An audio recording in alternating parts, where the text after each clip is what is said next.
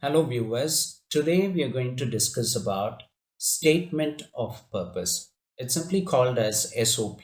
Now SOP is an important document which comes along with your application process when you want to apply for any course that you want to take up abroad, specifically in universities and colleges, right? Now, what you have to understand about SOP, as we call it, the expansion is statement of purpose. Now, you are indicating the purpose, okay, behind why do you want to take up this course. Okay, this is simply put, just an objective of what do you want to do by taking up this course. Now there is a lot of templates, and these templates differ according to country, according to the institutions. Now every institution gives you some idea about how you have to structure the statement of purpose. Okay. Now when you apply through consultancy, they are going to definitely help you about know what is expected in an SOP and the application process. Everything is taken care of. And if you want to be creative and if you want to write on your own, again, no, it's possible. It's not very difficult. You can refer to a lot of SOPs online, and you don't have to copy it as it is, which I would definitely not recommend, because SOP is an important document that gives an idea about you, your interest, your passion, and whatever you are, as a student, to the admission committee. Now they are going to evaluate your SOP along with your application and see if your SOP really sounds good. Okay. And in order to maintain the quality or the standard, what you have to do is you have to structure your statement of purpose in such a way that it appears attractive, appealing, and to the point, and it satisfies the expectations of the admission committee. Now, I'm going to give you simple tips on how you can design a perfect SOP, right? I would definitely recommend you to check most of the top SOPs which is available online at different resources, from where you can find out how to structure or design your SOP, and you can use whatever I'm saying now as a basic or fundamental tips in creating your own SOP. And whenever you have any doubts, you can please comment on this video, and I would be happy to respond to you. Now let's go into the design or structure of SOP. Now, as I told you earlier, SOP is nothing but a statement of purpose. That means, as a candidate, you are expected to tell the admission committee why you are interested in this particular course and this particular university. Why particularly this country. Okay, if you're planning to apply for United Kingdom, you should state in your SOP why particularly United Kingdom, and why particularly this institution in United Kingdom. You have to be very clear, because there are literally so many institutions out there, and why you are so particular about applying to this particular institution. So unless you give reasons, they may not be happy with your SOP. So the first thing, it can contain around, say, 500 to 1000 words maximum, like 2 to 3 pages.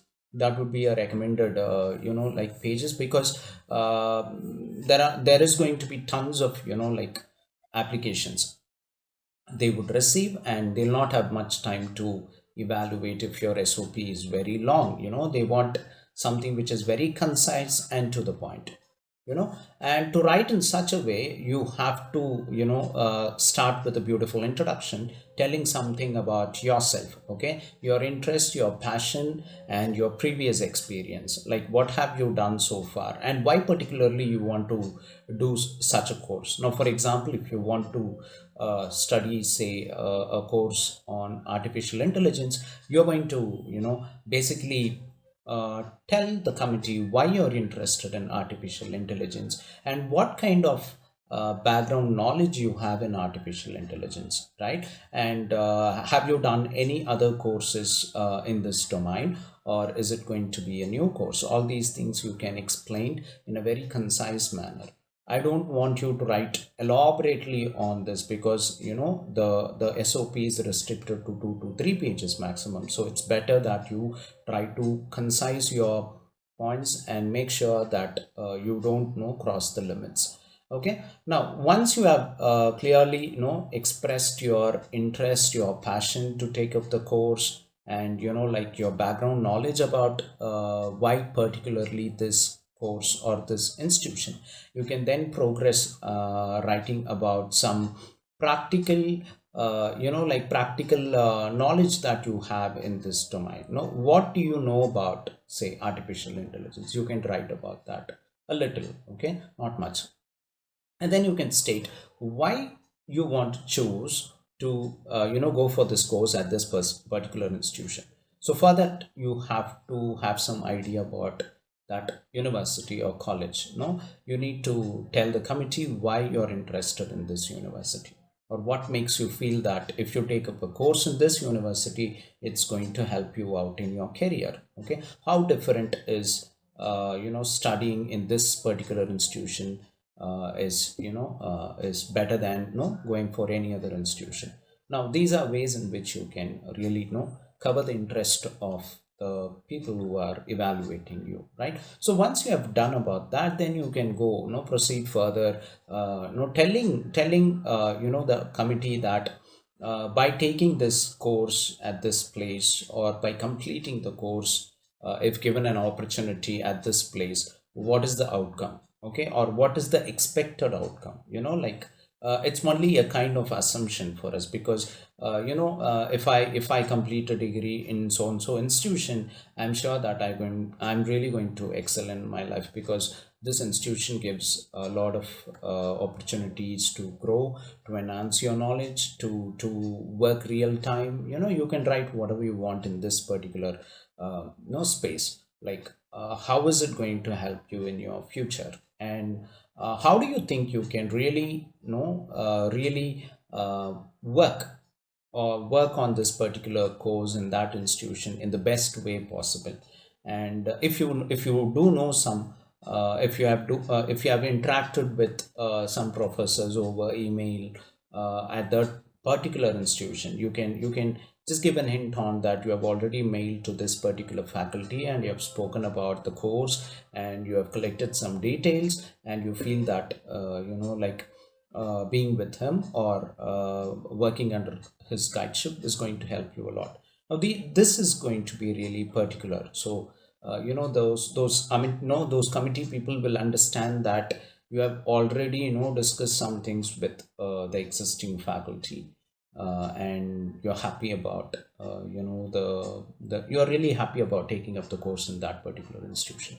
So now these are things that you have to cover in your SOP, right? As far as the uh, expected things are concerned. But then you have to make sure that your statement of purpose really sounds interesting. Okay, please don't copy and paste. No, that's not the right way to write, because you need to have some personal attachment towards that SOP. If I read the SOP, I should feel what you feel. Like it's like a poem, right? You have to bring in that feeling inside that 2 to 3 pages. And then please make sure that there are no grammatical mistakes, and you don't have any construction flaws. I would recommend you to give your SOP to 2 or 3 people to proofreading, and maybe you can run it through some like online services like Grammarly or anything, to avoid basic or fundamental mistakes. And you don't have to literally speak about things which are not like relevant. Okay, please avoid that. Okay, don't speak about your family, don't speak about your financial condition, don't speak about all those things. No, the main expectation is what course you are interested in, why do you want to take up this course, and why do you want to study in this particular institution, what makes this particular course or institution very different from other things, right? So these are things that you have to really pinpoint in your SOP. Okay, and make sure your SOP is really sounds interesting. You can give some real time examples of how you have uh, you know how you have kind of crossed the obstacles, and all the hurdles that you have crossed, and you have taken such a step to do things. So these are things that you can discuss. Your personality can be expressed a little there, what type of person you are. Say for example, if you're a very confident person, then you can write about some real-time example about your confidence, and this should be relate to what you're writing. Okay. And if you have take up some online course, then you can write something about that, that you and any certifications that you have done so far, which could be of help when people assess your eligibility for this course. Now, I hope you have got a very clear idea about how to approach the SOP when you apply for a course. So thank you so much for joining this video. I'll meet you in the next video. Thank you so much. Bye.